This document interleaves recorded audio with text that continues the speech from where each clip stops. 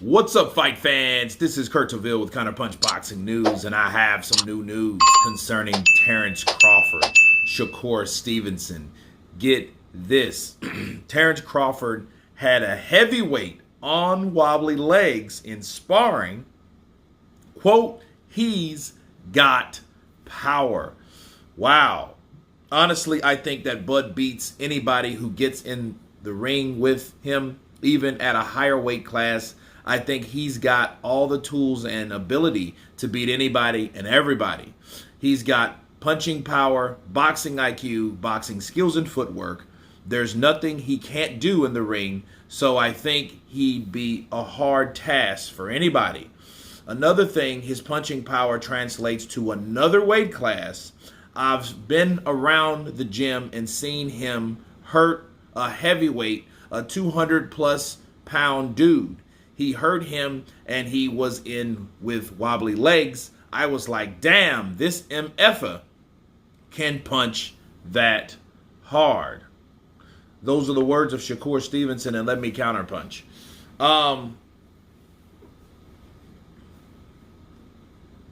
I like how he said hurt or stagger, wobbly legs, okay? None of those means he dropped a heavyweight. But what does it mean? That means he can punch. And I think people have been underestimating Terence Crawford for a very long time. And I think these stories, these tales, these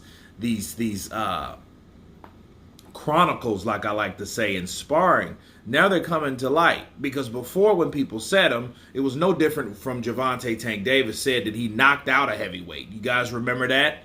Then Mike Tyson was like, nah, please stop. He was a crackhead. He was a crackhead, right? And Gervonta was like, hey, yeah, I knocked out a heavyweight or whatever. But now we have Terence Crawford, a guy a little bigger, staggering a guy, hurting a guy, having a guy on wobbly legs. Does that surprise me? No, because I've seen a lot of smaller guys drop really big dudes. You know what I mean? Some people have that ant complex. I think of Gervonta as well. I think of these guys having that kind of, they're real small, they're real strong for their size, and I think Terence Crawford is.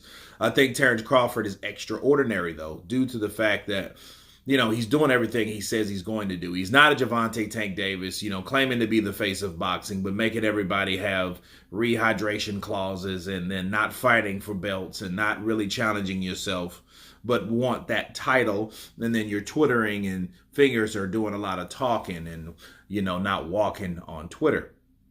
Whereas Terence Crawford, he's about that life. But back to the heavyweight, though. We didn't reveal who the heavyweight was, okay?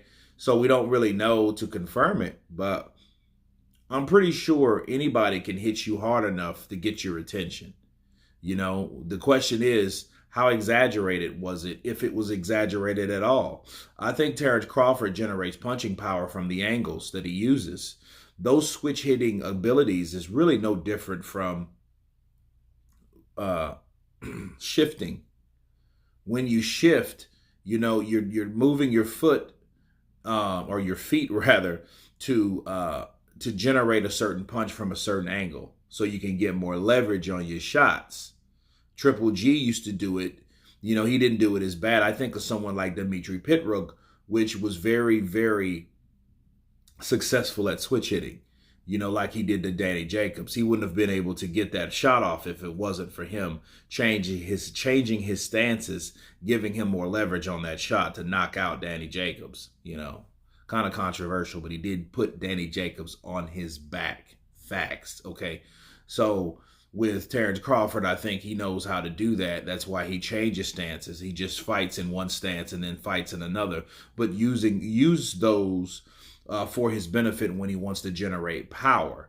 So he might have landed one of those on that bad boy, whoever this heavyweight cat is, and staggered him a bit, made him think about, oh snap, this guy just caught me with a really good shot.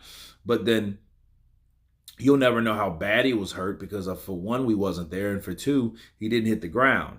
So obviously it wasn't enough to drop him, but then we are talking about a welterweight, aren't we? We're not talking about a guy that's at 168 or or a guy that's at 175 or even 160. He's at 147. until we hear otherwise. So, but it is impressive. So I say this. If people can brag on how hard Gervonta Tank Davis can punch, I think we should now be able to brag on how Terence Crawford can punch. Okay. Those stories of legend, because this is like one of those legendary tales of sparring, precedes itself.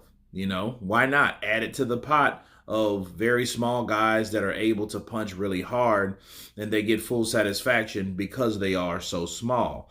But anyway, you guys tell me what you think of Shakur Stevenson claiming that Terence Crawford punches on a different level and he staggered, wobbled, hurt a heavyweight 200 plus pounds. Of course, please subscribe. And you guys been Counterpunch. Peace.